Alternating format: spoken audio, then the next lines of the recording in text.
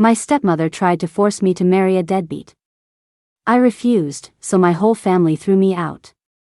Later, a rich woman asked me to marry her son, who was in a coma, to change his luck. She said, "I know this is a lot to ask, sweetie. This card has 100 million on it. It's yours." Me, a lot to ask? Not at all. Marrying rich, with nothing but money? That's literally the life of my dreams. When I ran into my family again, they looked down on me and said, "Just admit you were wrong, and we'll let you come home." Me, are you kidding me? My bathroom is bigger than your entire house. The moment I got home for the holidays, my stepmother introduced me to a guy. "Mia, this is Sean. He's the brother of your future sister-in-law, Stacy. Isn't he quite a catch?" I had to admire my stepmother's ability to lie with a straight face. If Sean weren't so ugly, he might actually be good-looking. After the introduction, my stepmother bustled off to the kitchen, saying she'd let us two young people get to know each other. Sean's eyes roamed over me like a creep, and he said with a hint of disgust, "A bit skinny. Doesn't look like you'd be good at having kids.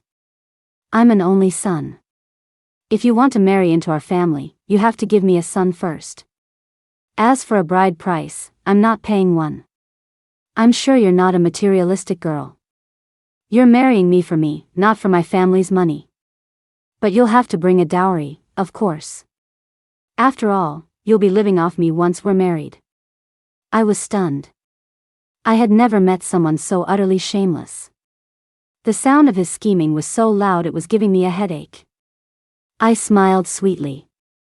"Your face is a complete mess, but your imagination sure is beautiful. If you don't have a mirror at home, you must have a toilet, right? Take a look at yourself.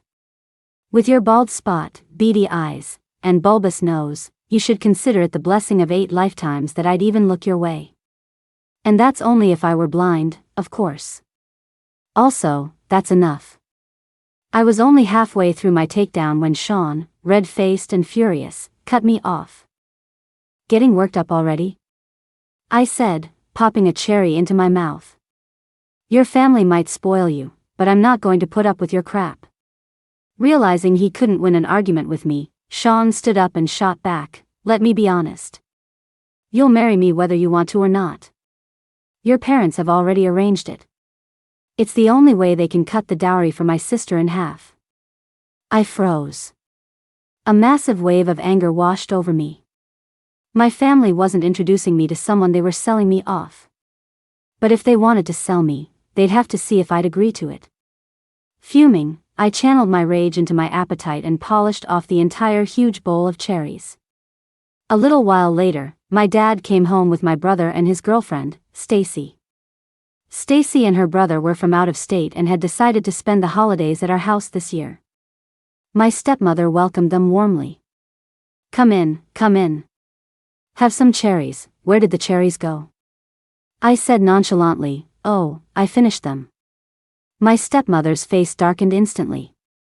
During our New Year's Eve dinner, my dad asked how my chat with Sean went. "Dad, just give it up. I wouldn't be interested in him even if I were blind." Clack. Stacy slammed her chopsticks on the table. "Mia, don't be so ungrateful.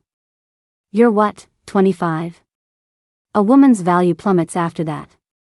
It's a blessing my brother is even interested in you. After the holidays, you'll have a hard time finding a man as great as him." My stepmother soothed her, "Stacy, dear, don't be angry." My dad chimed in, "Stacy, Mia's just letting off steam, don't take it to heart." Then he turned to me, his face stern.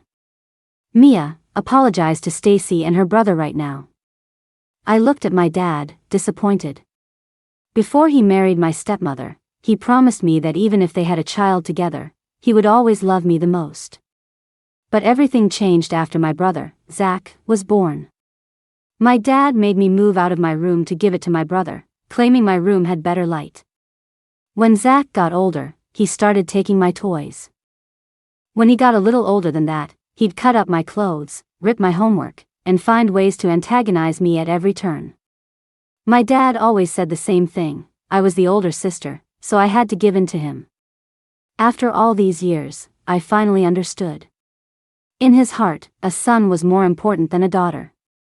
He could be a good father when Zach and I were getting along. But the moment there was a conflict, he would unconditionally side with my brother. I just never imagined his favoritism would go this far. He was willing to sell his daughter for his son's sake. This time, I wasn't going to give in. If I gave in again, my entire life would be ruined. I did nothing wrong. Why should I apologize? Zach tried to persuade me, come on, sis, just say you're sorry. Dad's getting older, getting angry isn't good for his health. See? Sons are so thoughtful, my stepmother cooed. Who says daughters are a parent's comfort? I think sons are the real source of warmth. Looking at this manipulative mother-son duo, my fists clenched. I sneered. Of course he has to be thoughtful.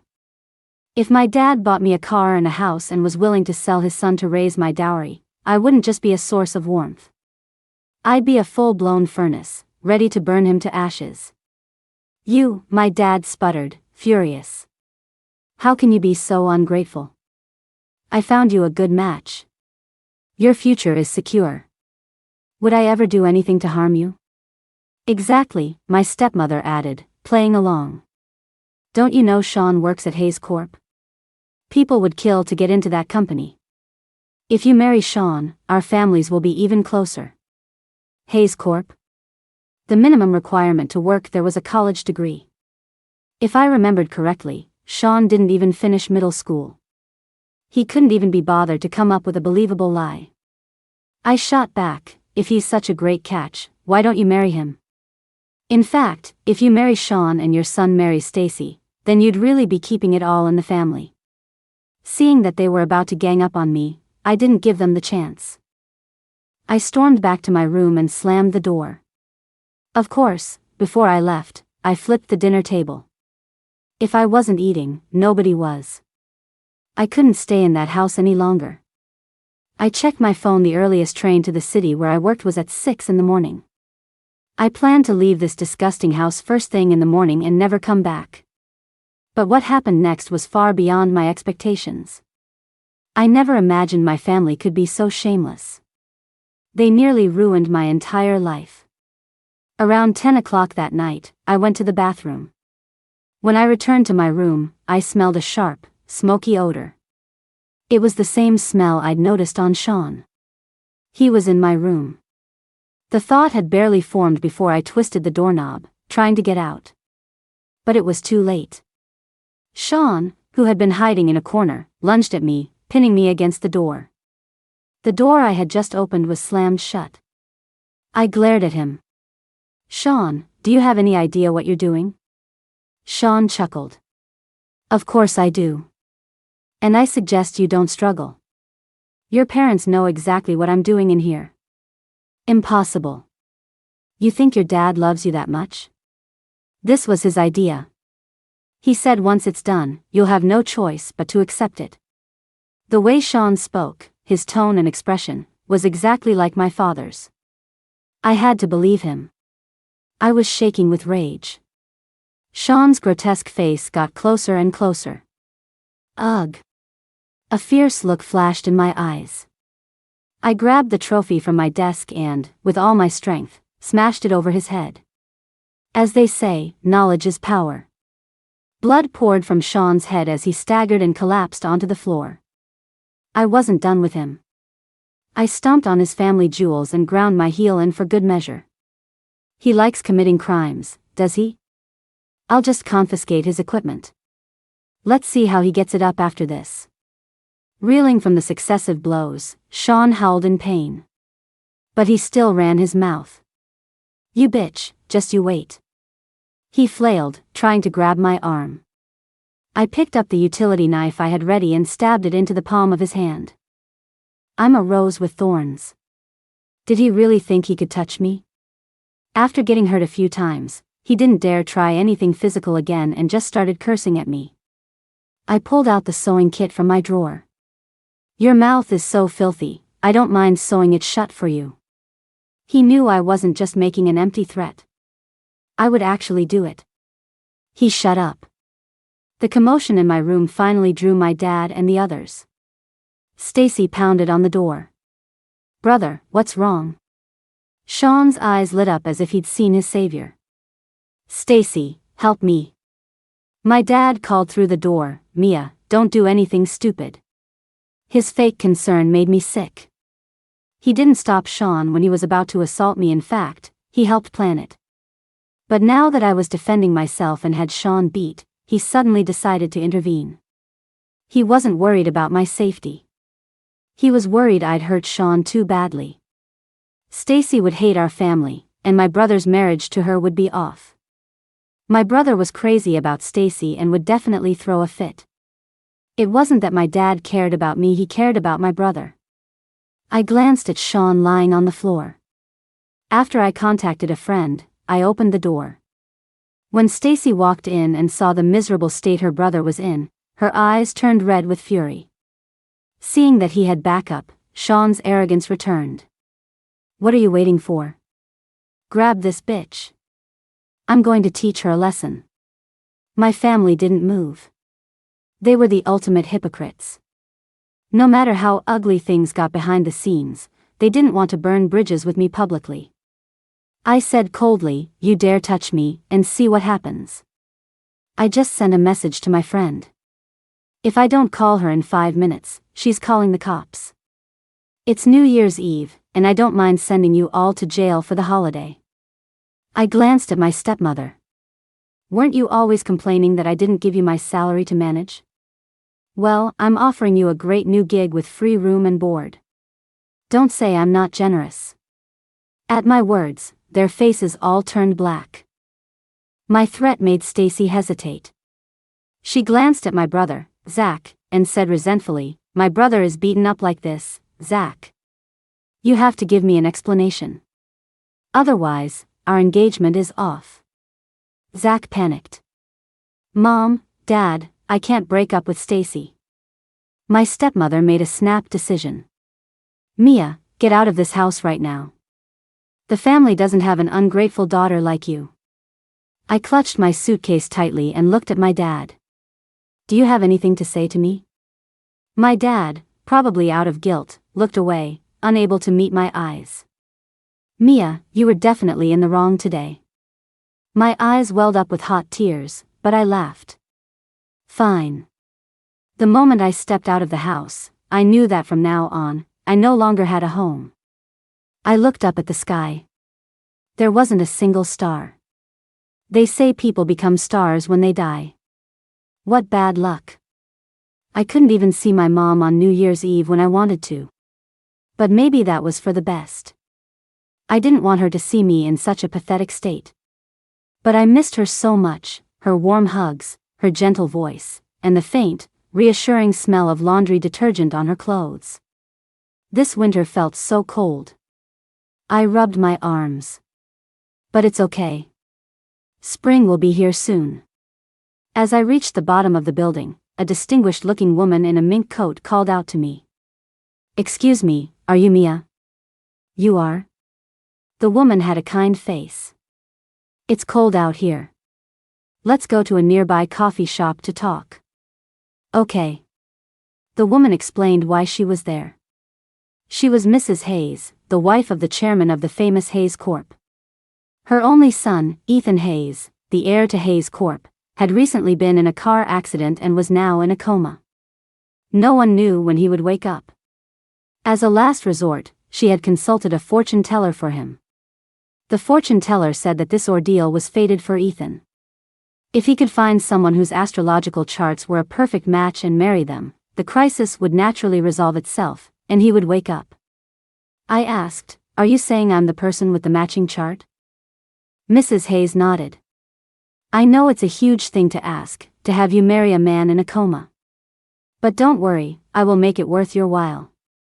If you agree to marry Ethan, Mrs. Hayes said, producing a black card, this $100 million, plus a villa in the suburbs and a huge downtown apartment, are all yours. If Ethan hasn't woken up after a year, I will accept fate. You'll be free to pursue your own happiness. Please, Mia, think it over carefully. What was there to think about? For 1 year of being Mrs. Ethan Hayes in name only, I'd get $100 million and 2 properties. Any fool would know what to choose. Marrying into a rich family with nothing but money? That was literally the life of my dreams. I was so grateful to my husband-to-be, Ethan Hayes, whom I had never even met. At such a young age, he was already letting me live the life I'd always dreamed of. Without a second thought, I said, "Mom, it's no trouble at all. It's my honor to marry Ethan." Mrs. Hayes smiled, relieved. "It's wonderful that you see it that way, dear." She produced a contract that she had prepared in advance. Fearing she might change her mind, I immediately signed my name. Mrs. Hayes was a wonderful mother-in-law. Seeing me leave my home with a suitcase on New Year's Eve, she knew I'd had a falling out with my family. She didn't ask any questions and let me move into Ethan's house. Ethan's house was enormous. After a period of treatment at the hospital, he had been moved home, cared for by private nurses and a personal doctor. I didn't have to do anything to care for him. "You can stay here for now. If you need anything, just ask the house staff." "Okay, thank you, Mom." After Mrs. Hayes, no, my dear mother-in-law, left, I took a long, comfortable bath and rolled around on the soft bed. In less than 3 hours, my life had been a roller coaster. I had gone from a homeless, pitiful girl to a young, wealthy woman with a 9-figure net worth. The pain of my father's betrayal had vanished without a trace. Being rich felt so good. The next day, thanks to the Hayes family's connections, I smoothly obtained our marriage certificate. Speaking of which, even though Ethan and I were technically married, I hadn't seen him yet. Of course, I hadn't really thought about seeing him either. From start to finish, my mind was only on the $100 million and the 2 properties. Ethan was in the room right next to mine, so I decided to take a quick look. Ethan was incredibly handsome, easily rivaling any movie star on screen. Probably because of his condition, his skin was very pale, and his features were cool and aloof, giving off a faint sense of distance. My dad called. "Mia, have you realized your mistake? Do you know you gave Sean a concussion? He's still in the hospital. We're not unreasonable people. If you apologize to Sean and take care of him at the hospital until he's discharged, I'll let you come home. I'll still acknowledge you as my daughter." I laughed. As if being his daughter was such a great privilege. I sneered, "Are you kidding me? My bathroom is bigger than your entire house. A piece of trash like you who sells his own daughter, do you even deserve to be my father? Don't force me to curse you out on such a beautiful day." Just then, I saw Ethan's eyes flutter open. For a split second, I froze. That fortune teller was too accurate. I had just moved into the Hayes house, and Ethan was already awake. And he had to hear my not-so-elegant tirade. This was fantastic. Didn't this mean I wouldn't have to wait a year to get my money and houses and live my best life? Oh, this was almost too good to be true. The man's voice was a little hoarse. "Who are you?" I just blurted out, "Hey, hubby." Ethan frowned. "I know you have a lot of questions. Don't worry, just listen, and I'll explain everything." After hearing my explanation, Ethan summarized, "So you married me for $100 million and 2 houses? It's not about the money. I'm mainly here to help the sick and injured." "It would be such a shame if a talented young man like you never woke up," I said, clutching my chest dramatically. The thought of it was just heartbreaking. Ethan gave me a long, meaningful look. "Really?" I nodded. "Yes, more real than gold. Let me call our mom first. She'll be so happy to know you're awake." Soon, Ethan's parents, who lived in the mansion next door, rushed over. I knew they must have a lot to talk about, so I went back to my own bedroom. A little while later, his mother came to find me. I said cheerfully, "Mom, can I divorce Ethan now?" His mother replied, "Child, the fortune teller said Ethan's body is still very weak and he could fall back into a coma at any time. You bring him good luck. If you stay by his side for a year, his body can fully recover." "Huh? I had already planned how I was going to enjoy my $100 million and 2 houses. But his mother was saying I had to stay by Ethan's side for another year?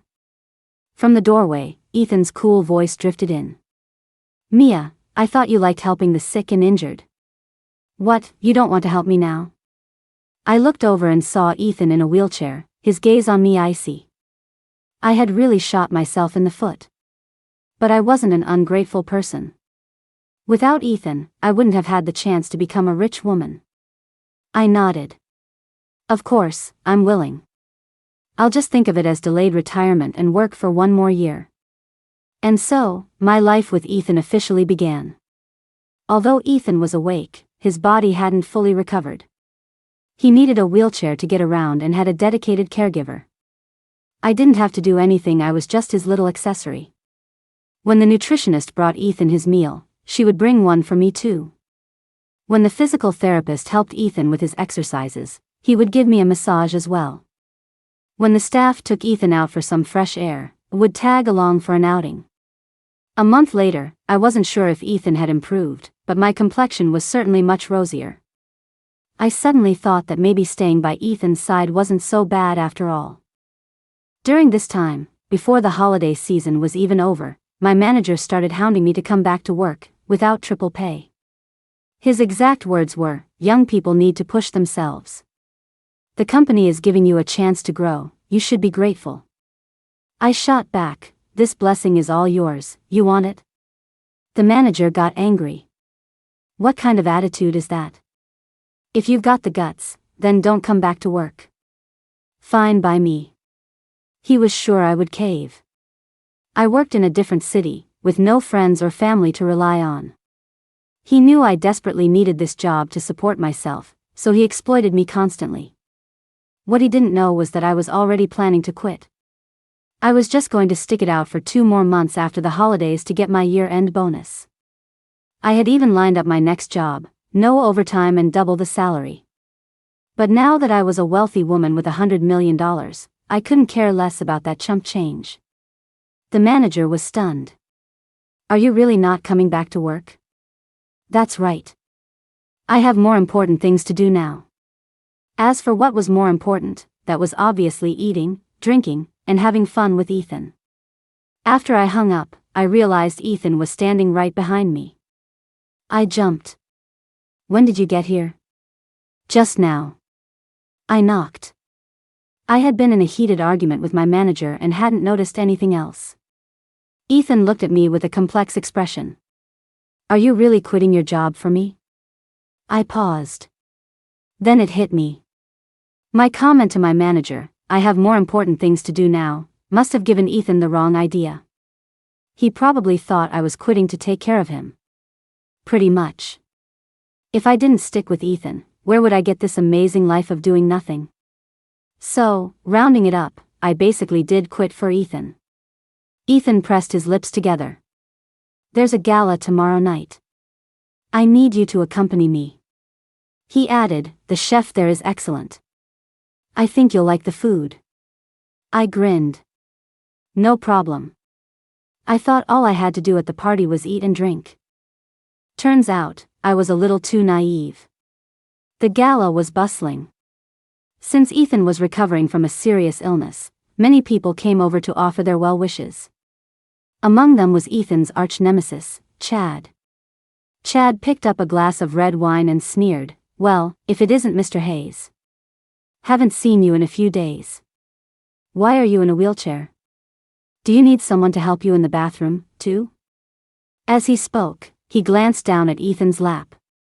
This was a direct attack on a man's dignity. I was afraid Ethan would explode with rage.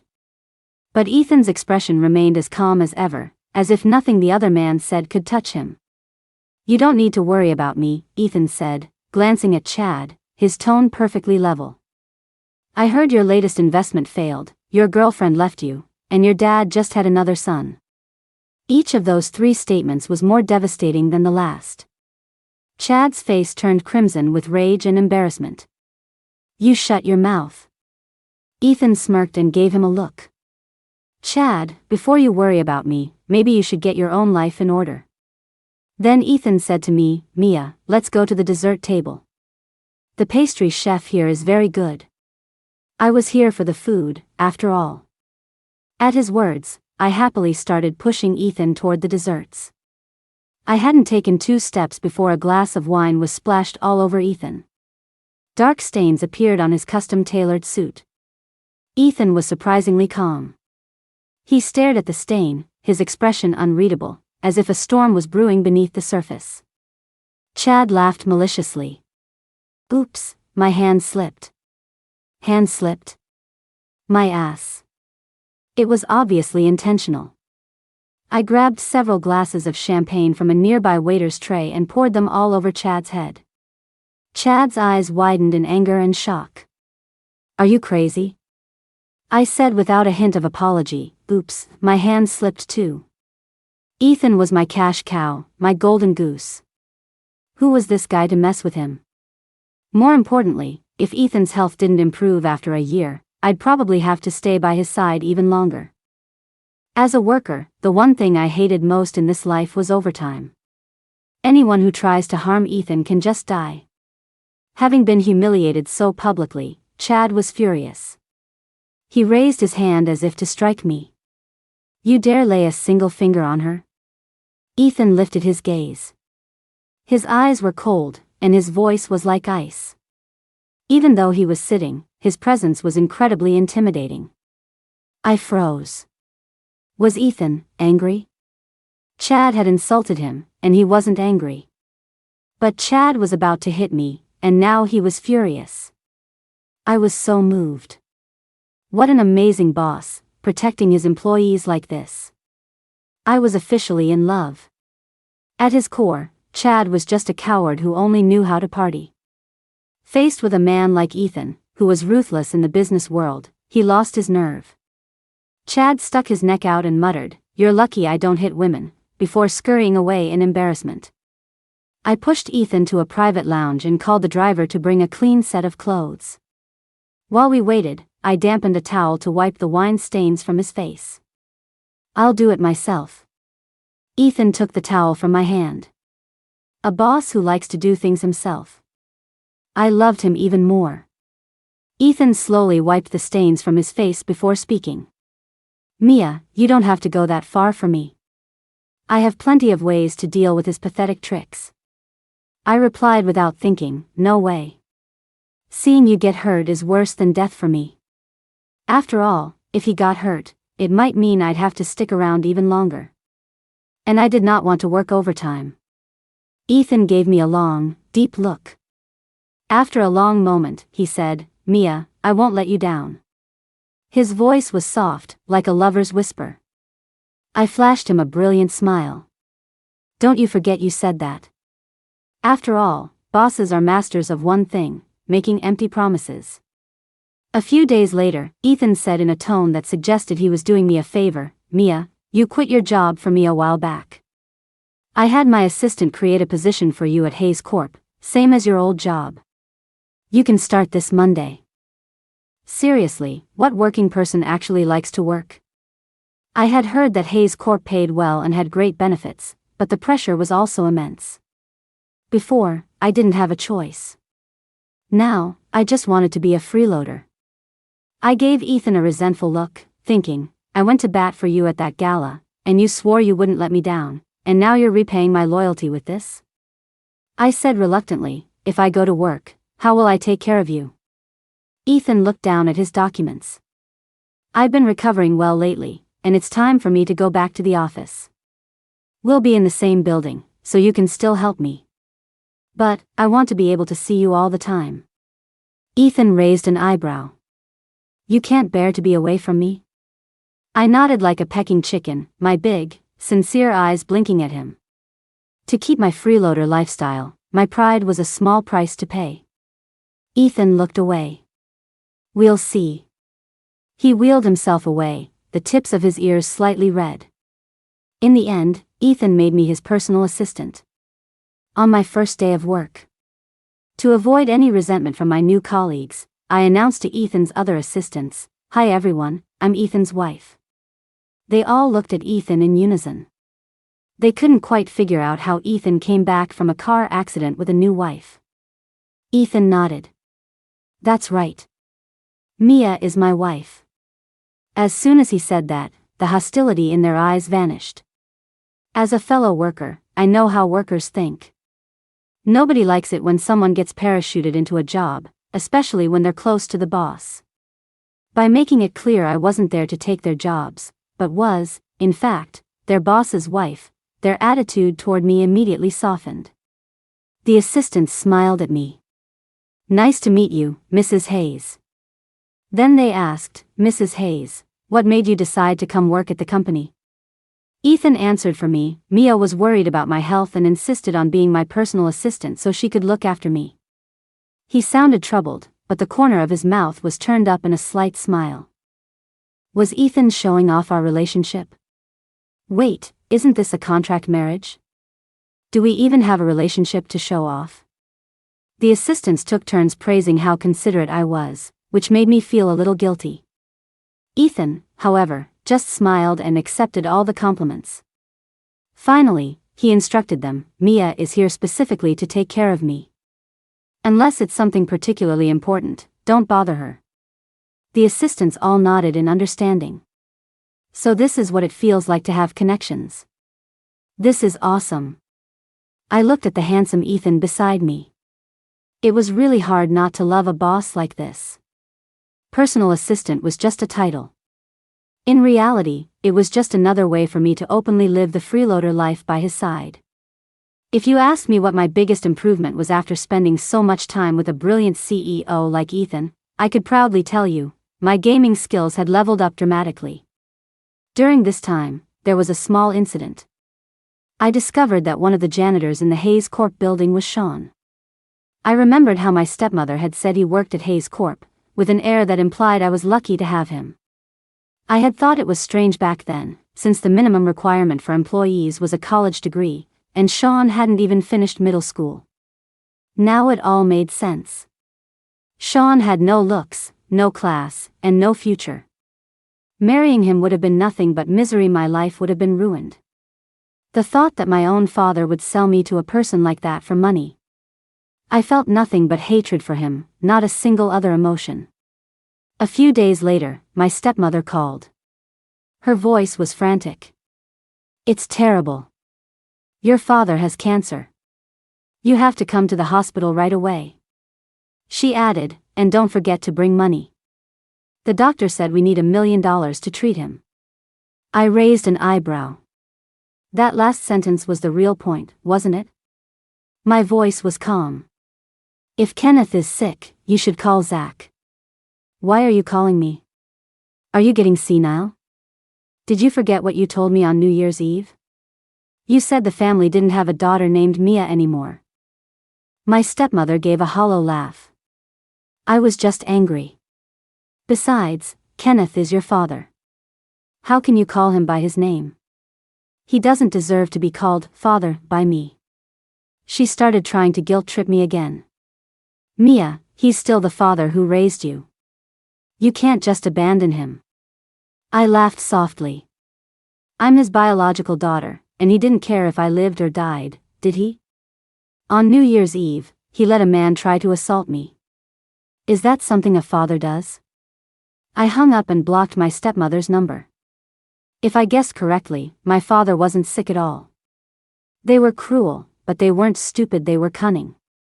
In their eyes, I had only been working for 3 or 4 years and couldn't possibly have $1 million. They must have heard from somewhere that I was a rich woman now, so they were trying to exploit me again. A moment later, another call came in from an unknown number. Mia, how can you be so heartless? Your father is dying, and you don't even care. He really raised you for nothing. It was my stepmother's complaining voice coming through the phone. My voice was cold. Isn't that what he taught me? Look, don't call me again. If we're cutting ties, let's make it a clean break. I was about to hang up when my stepmother threatened, Mia, you dare hang up on me? As if I was scared of her. I hung up immediately and blocked that number, along with the numbers of my entire family. 2 minutes later, my phone pinged with a text message. It was from my stepmother. If you don't wire us $1 million, I'll tell all our relatives that you're some rich guy's mistress and make sure you can never show your face again. I chuckled. It didn't take her long to show her true colors. I pieced together what must have happened. Sean probably saw me and Ethan being close while he was cleaning the office, and his filthy, tiny brain could only come up with one possibility: I was Ethan's sugar baby. As soon as he realized this, he must have reported it to my family. And my family, upon hearing I was a sugar baby, didn't condemn me or tell me to leave Ethan. Their first instinct was to try and squeeze as much money out of me as they could. Their shamelessness was truly beyond my expectations. In the meantime, my stepmother sent 2 more messages. Since you're a rich man's mistress, you must not be short on cash. We're not unreasonable. Just give us $1 million, and we won't force you to marry Sean. Of course, if that rich man ever gets tired of you, Sean won't mind that you're unclean. He'll still be willing to marry you, as long as you bring the money you got from that rich guy. Reading those 2 sentences made me want to throw up last night's dinner. These people were absolutely shameless.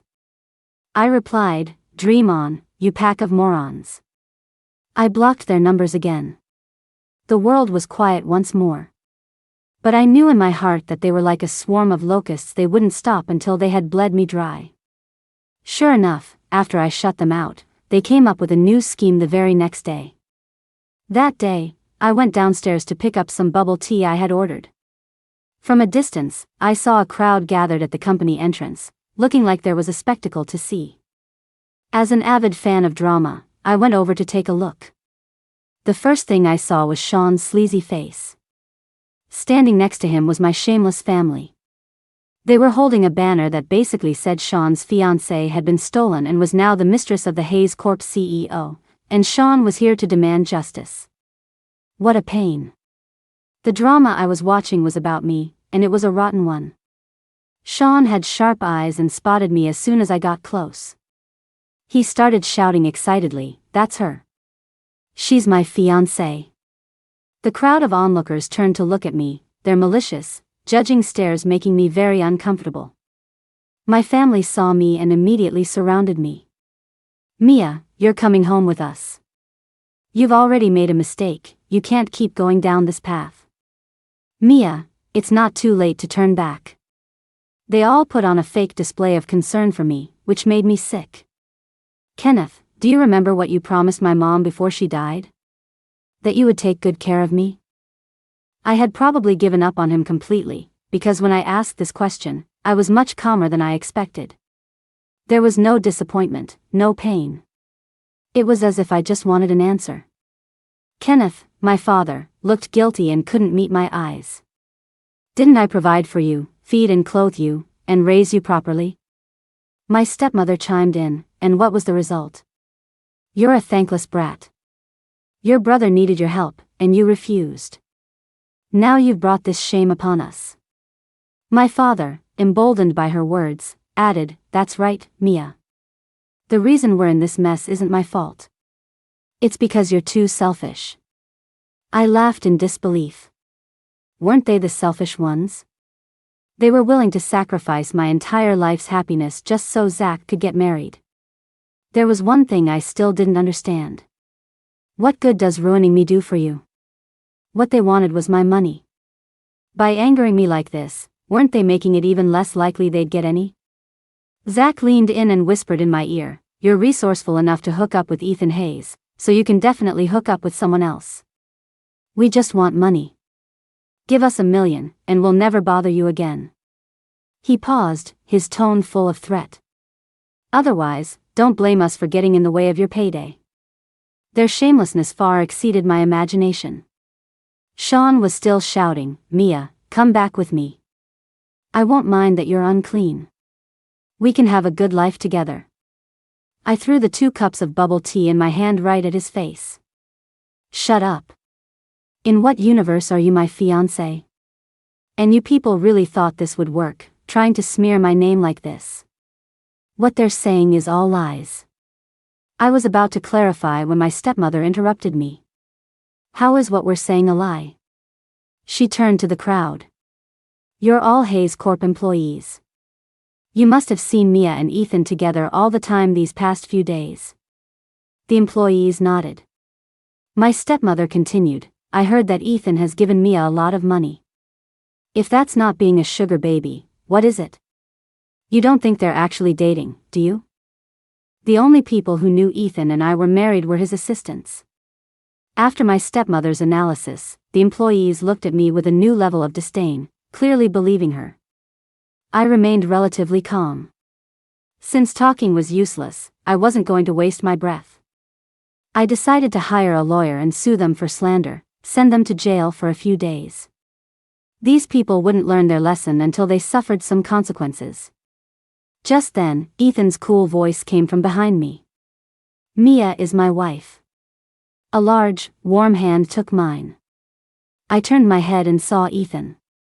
The sunlight fell on his profile, creating a faint halo, making him look like a god. The little deer in my heart suddenly started racing. The employees, however, knew they were in trouble. They had been caught slacking off to watch their boss's drama, right in front of the main character. My stepmother was stunned. What are you talking about? Mia is just an ordinary person. Why would you marry her? Ethan sneered. She is wonderful. His tone shifted. As for you people, you're just trash. Security, what are you standing around for? Get them out of here. The security guards, hearing the order, roughly escorted them out. My family had come to ruin my reputation and force me to meet their unreasonable demands, not to antagonize Ethan, so they left cooperatively. But as they left, they threw out a final threat, Mia, just you wait. If you don't give us what we won't let you have an easy life either. It seemed they didn't believe Ethan had actually married me and were planning to cause more trouble. Ethan then turned to the crowd of gawking employees. And you all, are you this bored? Wasting time here during work hours? The employees smiled sheepishly. We'll get back to work right now. This month's bonuses are cancelled, Ethan said, glancing at them. And if I hear any nasty rumors, you can pack your things and get out. The employees' faces fell, but they quickly agreed. We went back to the office in silence. The first thing Ethan said to me was, Mia, let's get married. I was still a bit confused. Aren't we already married? I mean, let's have a grand wedding, he said. What happened today was because nobody in the company knows we're married. If we have a wedding, no one will be able to maliciously speculate about our relationship anymore. I was touched that Ethan would think of this, but I still refused. Is that really necessary? We're getting a divorce in a few months anyway. In that instant, the atmosphere grew heavy. Ethan's face darkened. Mia, don't you love me? Why are you still thinking about divorce? I explained seriously, our agreement clearly states, in black and white, that we'll divorce after 1 year of marriage. Wait, how did Ethan get the idea that I loved him? Was it because I stood up for him earlier? Or because I insisted on following him around? This was a huge misunderstanding. I just didn't want him to get hurt, which would mean more overtime for me, and I also wanted to live a freeloader's life with him. The agreement can be voided anytime, as long as you're willing. Ethan looked at me, his eyes filled with an affection that was easy to get lost in. In that moment, I thought of how he had stood tall and defended me against everyone's questioning gazes. The little deer in my chest started racing again. I told myself to be calm. Marriage wasn't a game, I had to think it through carefully. Then I remembered my ultimate life goal, to be a freeloader. Lately, by Ethan's side, it seemed I was living exactly that life. And then I remembered, Ethan's body was also amazing. What was there to be calm about? What was there to consider? I said cheerfully, okay. Ethan was a man of action. He immediately began planning our wedding. When his parents learned that he intended to spend the rest of his life with me, they were overjoyed and gave us their blessing. In their eyes, I was Ethan's lucky star. The fact that we were truly getting together was the best possible outcome. Their blessing was simple and direct. They gave me another $100 million. During this time, I hired a lawyer and sued my family and Sean for slander. They got to spend a few days in jail. As for Sean's job, that was gone, of course. After they got out of jail, they didn't stop. When they found out I was really Ethan's wife, they were filled with regret and started harassing me in various ways, saying they were truly sorry and hoping I would forgive them. Of course, all their words had only one goal: to get money from me. As if I would ever agree to that. I changed my phone number and all my social media accounts. The company security guards would chase them away on sight, and they couldn't get into our gated community. My life finally became peaceful. I don't know if it was karma, but after my family lied about my father having cancer to get my money, he actually was diagnosed with cancer a couple of months later. His wonderful son, Zach, didn't think about his father's illness or how to get him treatment. Instead, he complained that his father was useless and just a burden. Because the family couldn't come up with enough money for Zach to marry Stacy. And because I had injured Sean and then caused him to lose his job. The two families had become enemies, and the engagement was naturally called off. While my father was sick, Zach somehow got my new contact information. He said, completely entitled, "Our dad is seriously ill. You're not going to just ignore him, are you?" My father's voice was weak on the phone. "Mia, help me. Dad knows he was wrong. Please, just help me." I had no feelings of kinship left for him. He didn't care if I lived or died, so why should I care about him? I refused without mercy. "Don't you have a precious son? You were so good to him, it's his turn to repay you." My father called me a few more times after that, repeating the same lines. He knew he was wrong, and he hoped I would pay for his treatment. My answer was always the same. From the moment he chose to sell me to secure Zach's happiness, he no longer had a daughter. He had thought only of Zach, so now it was time for his wonderful son to be filial. Faced with my unyielding stance, he dropped the loving father act and started cursing me out. I changed my number again, and he never called back. Actually, I knew my father had money for treatment. Our family home could be sold for $2 million, which was more than enough. But he wanted to leave that for his son and was unwilling to sell, which is why he kept calling, trying to exploit me one last time. I wasn't about to play the martyr. My father did value his own life. He eventually sold the property to pay for his treatment. Unexpectedly, Zach stole the money and ran off. My stepmother had no interest in caring for him and divorced him. Hit by one blow after another, my father was in a daze all day. One day, he missed a step and fell down the stairs, dying on the spot. I wonder if, in his final moments, he regretted his favoritism. Zach, the thief, didn't fare well either. He tried to start a business, but not only did he lose everything, he ended up deep in debt. Dejected, he spent his days hiding from creditors, and eventually, he teamed up with Sean. Stacy had married a man who was even worse than Zach: no house, no car, no steady job. His only asset was his sweet talk. After the marriage, even that disappeared. Stacy's life with him was a complete mess, and she couldn't help her brother Sean at all.